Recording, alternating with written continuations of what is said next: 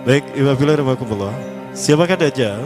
Dajjal ini lahir di Samirah dan dia diberi nama Samiri karena lahir di Samirah. Nah, kenapa disebut Samiri? Karena lahir di Samirah. Dia lahir 100 tahun sebelum Nabi Musa diutus. Dan Allah Subhanahu wa taala memberikan kelebihan kepadanya. Yang pertama, dia diberikan umur panjang. Ya, yang zara umru ila yamsah ila akhir zaman. Ya, dia ditangguhkan ajalnya sampai akhir zaman. Yang kedua, dia memiliki kecerdasan di atas akal jenius rata-rata umat manusia.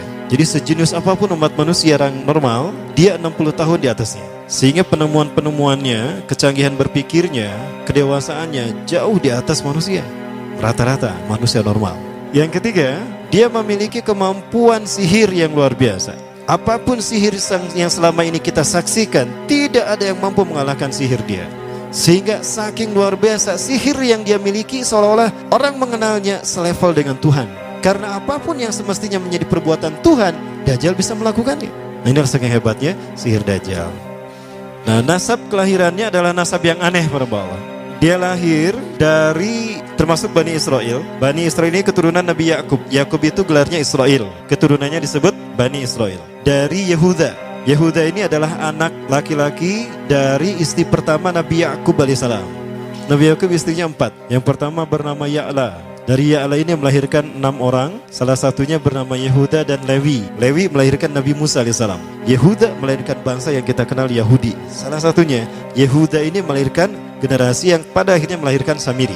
Ya, kalau Rahil istri yang kedua, dan ini istri yang paling dicintai oleh Nabi Yakub, melahirkan 2 anak, Bunyamin dan Nabi Yusuf. Nabi Yusuf dan Bunyamin. Yang lainnya juga sama melahirkan 2 anak. Kahit dari Ya'la melahirkan 2 anak, Dam dan Naftali. Ya. Anak tertua dari Nabi Yakub dari istri pertama bernama Raubin. Nah, dari Yehuda inilah lahir Samiri. Nah, ayah dan ibunya, kakek dan nenek Samiri ini adalah para penyembah berhala. Karena Samirah saat itu terkenal penyembah berhala. Ayahnya ini lahir dari proses perzinahan adik dan kakak, incest. Adik dan kakak berzina, lahir ayahnya. Adik dan kakak berzina, lahir ibunya.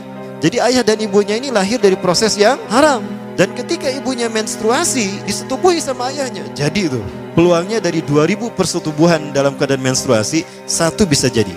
Karena menurut penelitian medis juga bahwa darah kotor tidak menghalangi terjadinya fertilisasi, tidak menghalangi terjadinya reproduksi manusia.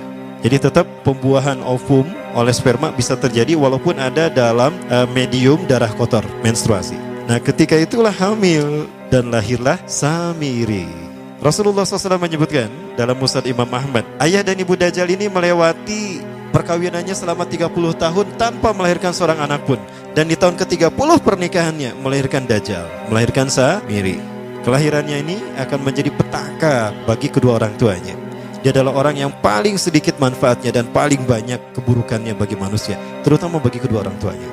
Bahkan ketika dia lahir, alam semesta menolak kelahirannya. Dordar gelap, hujan badai, petir. Itu terjadi di malam di mana Samiri dilahirkan. Seolah-olah alam menolak kehadirannya.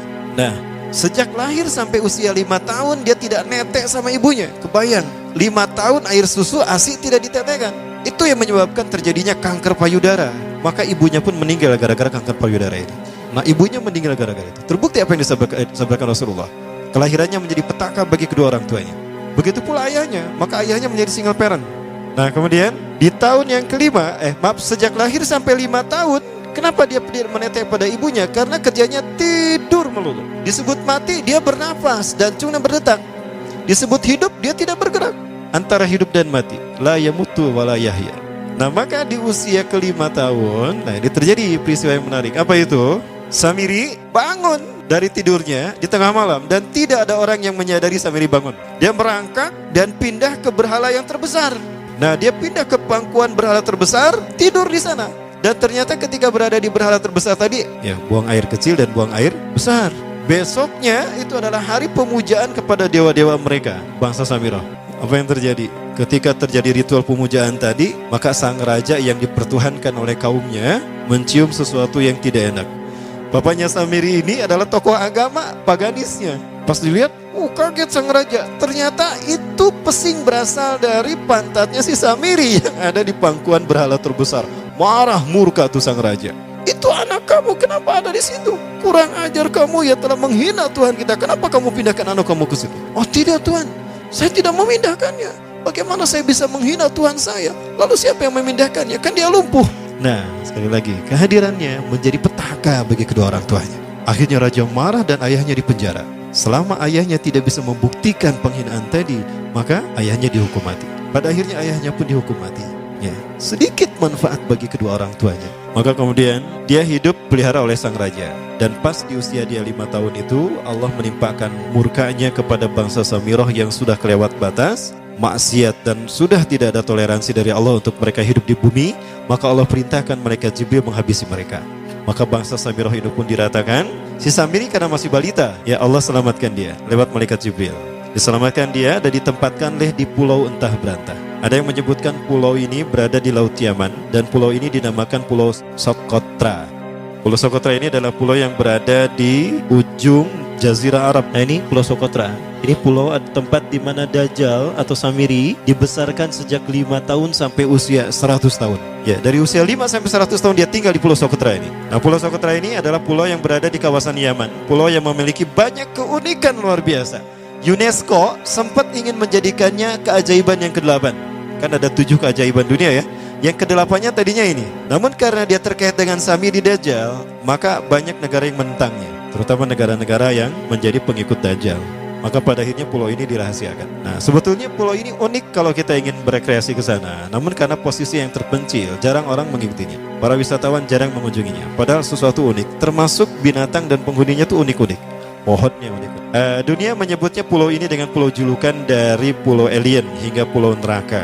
Ada juga yang menyebutkan The Jekyll Island. Pulau Jekyll Island itu bahasa barat, kalau bahasa kitanya Pulau Dajjal. Ya, sama dengan Pulau Sedir ya. Itu juga The Jekyll Island. Nah, Pulau Socotra kaya dengan flora dan fauna yang unik hingga saat ini belum ditemukan di tempat lain.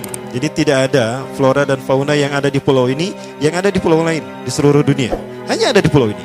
Makanya di pulau inilah Allah ciptakan satu binatang yang unik juga, yang disebut dengan jasasa. Jasasa, binatang jasasa itu artinya mata-mata. Tajassa yatajassu tajassusan wa jasasatan, artinya pemata-mata, spy. Binatang ini bertumbuh besar, dhahmatun kabirah tughatti jismaha asy-sya'r hatta la nastati an nafariqa ayna wajhu wa ayna dubru. Tubuhnya besar, dipenuhi dengan bulu, sehingga saking penuhnya bulu kita tidak bisa membedakan mana dubur mana wajah. Yang menghadap itulah wajah. Baik, karena itu pulau ini pernah dicalonkan sebagai salah satu dari 7 keajaiban dunia yang baru ya. Nah, baik, ini contohnya nih. Saya perlihatkan keajaiban dan keunikan. Ini adalah padang pasir di Pulau Socotra. Ini burung, salah satu jenis burung yang bisa kita jumpai di Socotra. Dan ini kepiting unik, kepiting Pulau Socotra. Aneh ya, kepitingnya seperti itu. Ini laba-laba langka di Socotra, mirip tarantula. Dan ini pohon darah naga yang ada di Pulau Socotra juga. Nah, ini salah satu jenis pohon Dorstenia Socotra. Dan ini juga pohon yang lain, pohon Dendrosisaios Socotra. Ya, saya sebutkan lagi ya. Nah, ketika di pulau itu, sebelum bertemu dengan Nabi Musa, Samiri di pulau itu yang hanya tinggal dengan seekor binatang jasasa. Binatang jasasa ini memberikan beberapa hal kepada si Samiri ya. Allah Azza wa Jalla menciptakan binatang berbicara yang bernama jasasa. Dia di mana lahirnya, ajalnya, matinya sama dengan ajal Dajjal. Begitu pula muncul dan menghilangnya. Binatang inilah mengajarkan akidah tauhid kepada Samiri muda. Pelajaran ini kononnya ditulis oleh Jibril alaihissalam dalam bentuk panel-panel atau prasasti. Isi prasastinya panel 1 yang ditulis oleh malaikat Jibril, panel 1 itu berisi kalimat la ilaha illallah, tidak ada Tuhan selain Allah. Ini dijelaskan oleh binatang jasasa. Yang kedua, panel kedua berkata Allahu wahid la syarikalah. Allah Maha Esa, tidak ada sekutu bagi Allah. Itu dijelaskan juga oleh binatang jasasa ini. Nah, binatang jasasa ini sekali lagi dia bertubuh besar. Kategorinya adalah kelasnya itu mamalia, genusnya mamalia. Cuma saya tidak tahu nama spesiesnya apa. Pada tahun 2017, akhir dari bulan Agustus di Filipina ditemukan binatang seperti ini. Ciri-ciri binatang ini nyaris sempurna seperti ciri-ciri binatang jasasa yang disebutkan Rasulullah terkait dengan binatang yang memata-matai Dajjal. Tubuhnya penuh dengan bulu. Ini disebutkan dalam surat An-Naml ayat ke-82. Ya, binatang ini seperti ini dan dia tidak pernah jauh dari laut karena dia selalu ingin membasahi tubuhnya dan dia pun makan dari makanan ikan laut. Maka dia tidak pernah jauh dari pantai. Seperti ini. Nah, binatang inilah yang mengajarkan prasasti mengajarkan akidah tauhid kepada Samiri muda. Yang ketiga, engkau diurus oleh Jibril, karena itu janganlah engkau mengkhianati janjimu dengan Allah. hanya engkau saja di pulau ini. Panel yang kelima, makanlah dan nikmatilah makanan minuman yang menjadi rizki dari Allah sesuai kehendakmu. Tidurlah sesukamu, tapi sembahlah Allah dalam berbagai keadaanmu dengan tasbih keesaan Allah kepadanya, yaitu dengan melaksanakan solat yang diwajibkan kepadamu. Allah lah sang raja, Allah yang Maha Esa. Dia tidak berayah dan tidak pula mempunyai anak. Allah Tuhan Tuhan yang maha besar dan maha agung. Dialah yang maha raja. Ada 7 panel. Panel yang ke-7 bercerita tentang Nabi Muhammad. Panel yang ke-6 itu bercerita tentang nabi-nabi, dan khusus panel yang ke-7 cerita tentang Nabi Muhammad. Jadi Dajjal sudah tahu, Samiri sudah tahu bahwa akan diutus Nabi Muhammad di akhir zaman, dan itu nabi yang terbaik. Makanya dia iri.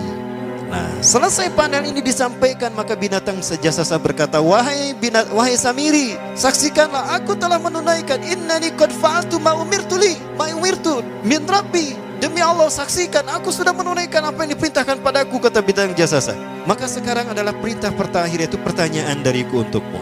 Hal tu'minu billah, apakah kau beriman pada Allah? Wa bima unzila ilaih, dan dari apa yang diturunkan kepada nabi-nabinya, kepada Jibril maksudnya. Famadal jawab ya Samiri, apa jawabanmu hai Samiri?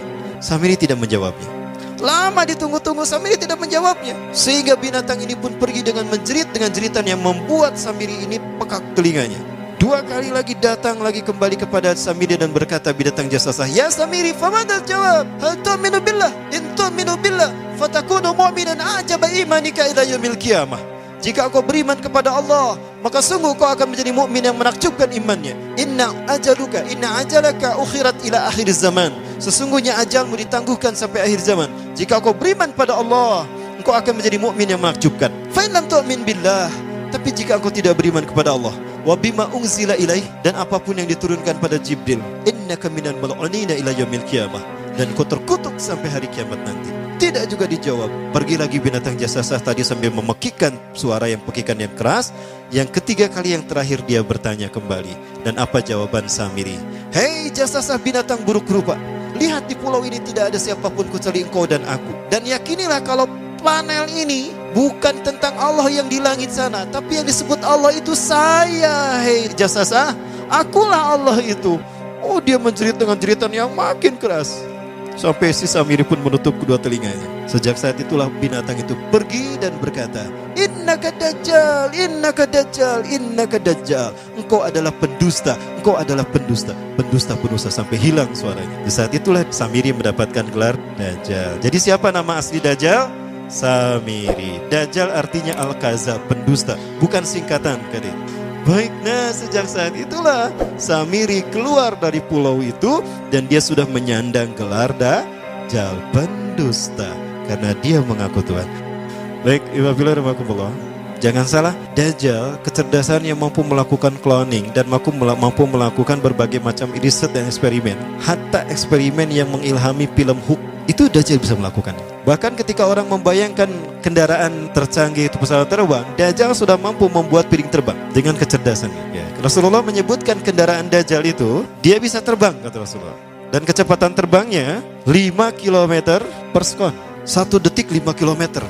Hanya dengan berkedip-kedip dia berkeliling dunia. Ya. Kecepatan ini diambil dari hadis Rasulullah. Berapa kecepatannya Rasulullah ketika dia terbang di muka bumi? Ya, kendaraan yang dia gunakan itu kecepatan terbangnya seperti awan yang ditiup angin, kata Rasulullah. Dan awan rata-rata ditiup angin itu 5 km per sekon. Dan jarak dari satu telinga ke telinganya, artinya setengah diameter atau diameter kepalanya, keledai yang dia gunakan, Rasul menyebutnya keledai, itu arba'una zira, 40 hasta, 27 meter.